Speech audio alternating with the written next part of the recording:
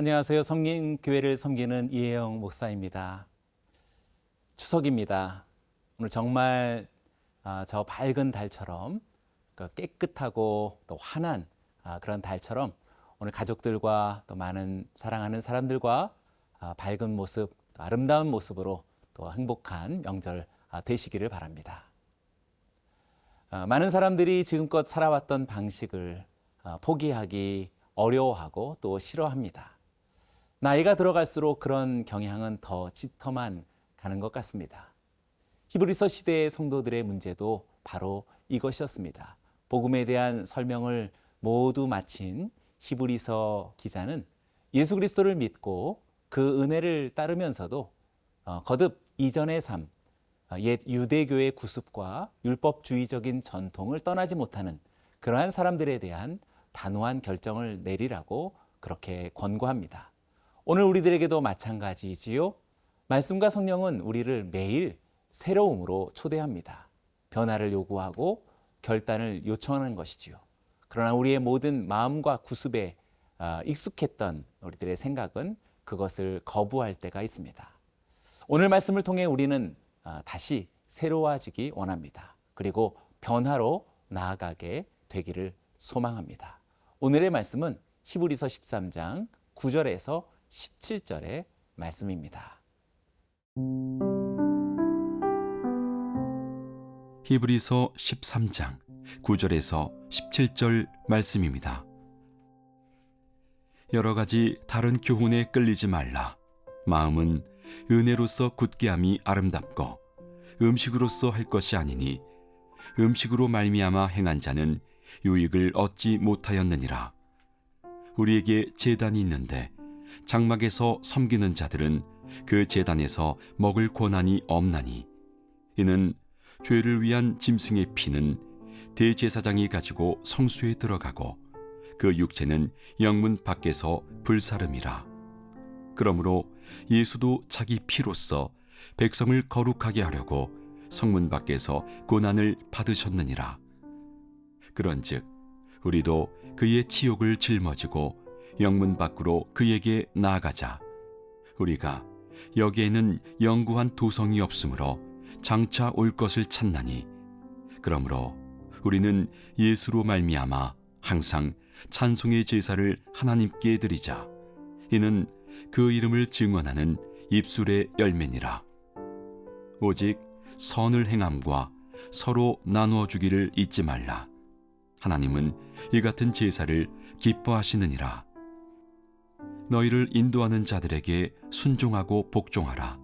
그들은 너희 영혼을 위하여 경성하기를 자신들이 청산할 자인 것 같이 하느니라.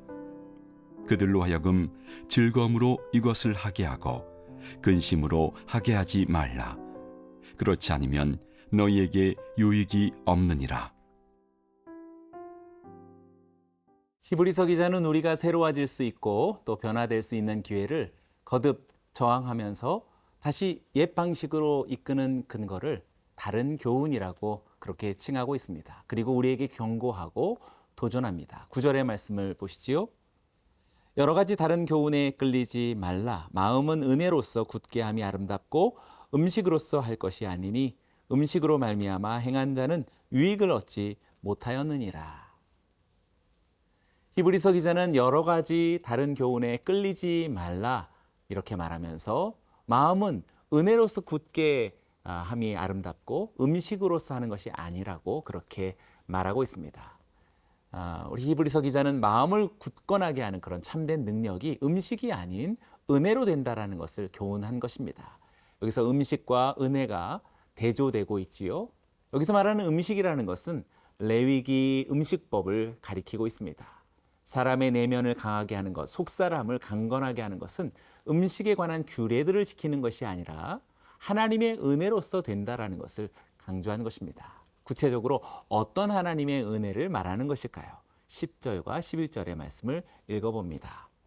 우리에게 제단이 있는데 장막에서 섬기는 자들은 그 제단에서 먹을 권한이 없나니 이는 죄를 위한 짐승의 피는 대제사장이 가지고 성소에 들어가고 그 육체는 영문 밖에서 불사름이라.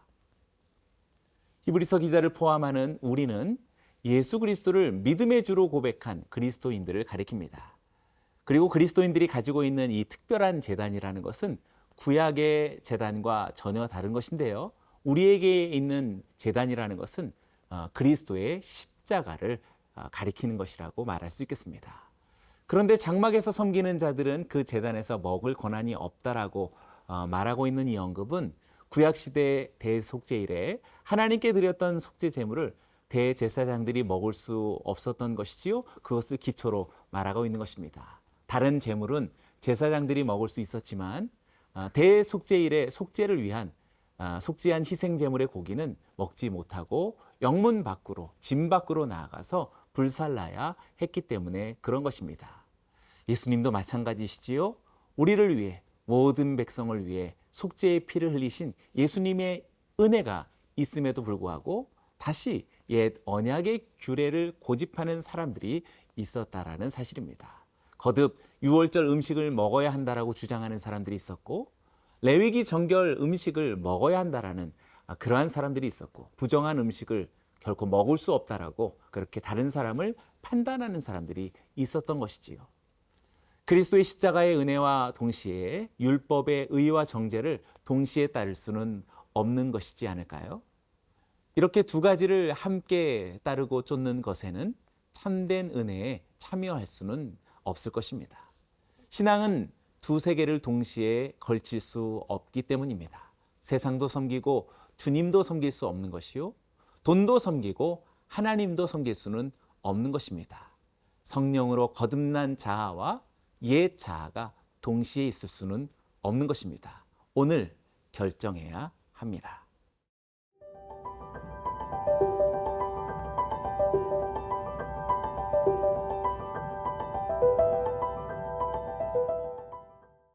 히브리서 기자는 예수님의 십자가의 은혜의 제단을 옛 구약의 제사로 연결하여서 그 의미를 설명합니다.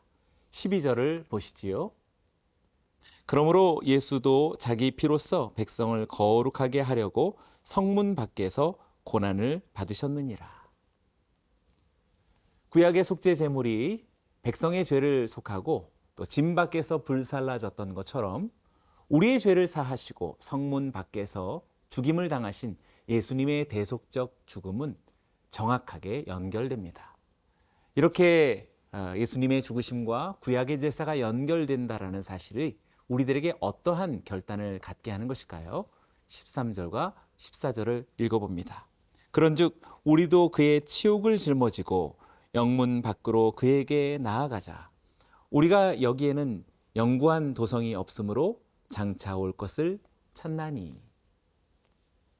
예수님을 따르며 구속의 은혜를 입은 자는 예수님을 따라 영문 밖, 진 바깥으로 나아가야 한다는 것입니다. 곧 성전 제사 바깥으로 혹은 유대교의 전통과 지난날의 오래된 낡은 문화 바깥으로 나아가야 한다는 사실입니다. 때로는 자기의 오래된 사고방식과 오래된 자기의 기질의 벽을 뚫고 나아가야 한다는 그러한 은유를 의미하는 것입니다.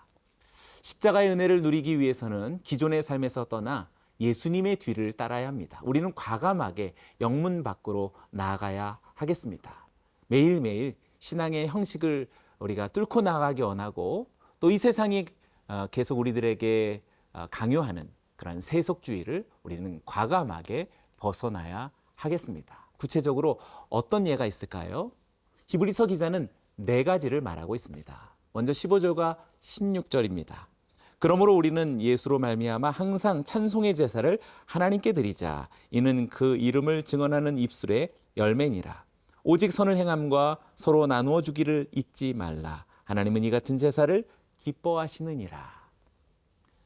첫째는 짐승의 피로 드리는 제사가 아닌 찬송의 제사를 하나님께 드리자라고 그렇게 말하고 있습니다. 형식적인 그런 제사와 예배가 아닌 마음의 감동과 진정함이 우러나는 찬송의 제사입니다. 둘째는 정말 자원하는 진실한 선을 행하자라는 것이요. 또 셋째는 서로 나누어 주기를 잊지 말라라는 그러한 당부가 되겠습니다. 하나님은 이와 같은 제사를 기뻐하시는 분이십니다. 마지막 네 번째는 17절 말씀에 보여집니다.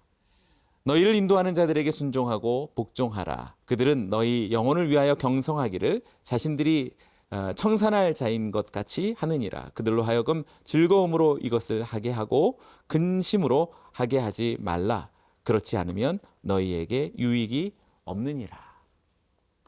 인도자들에게 순종하고 복종할 것이 바로 네 번째의 그러한 사례가 됩니다. 왜냐하면 그들은 성도들의 영혼을 위하여서 경성하기 때문이라고 말합니다. 여기서 경성하다라는 말은 잠을 자지 않고 보초를 선다라는 그런 뜻입니다. 영적인 지도자들은 성도들을 위하여서 불철주야 돌보게 되겠지요. 마치 자신이 주님 앞에서 결산해야 할 그러한 사람들인 것처럼 강한 책임감을 가지고 성도를 섬긴다는 것입니다. 그러니 그들에게 순종하고 복종하는 것이 마땅하다라는 것입니다. 그러니 오늘 말씀과 같이 우리가 날마다 영문 밖으로 나아가 성문 밖으로 나아가는 그런 매일의 변화가 우리 가운데 있기를 원합니다. 피의 제사가 아닌 예수로 말미암는 찬송의 제사가 있기 원하고 외식적인 행함이 아닌 구체적인 성과 긍휼의 행함이 있기를 원합니다. 그리고 제사장의 형식적인 그러한 삶이 아닌 인도자의 진정성을 따르는 우리 모두가 되기를 원합니다. 이로써 비로소 우린 영문 밖으로 나아가는 삶, 참되고 진실한 은혜의 삶이 이루어지게 될 것입니다.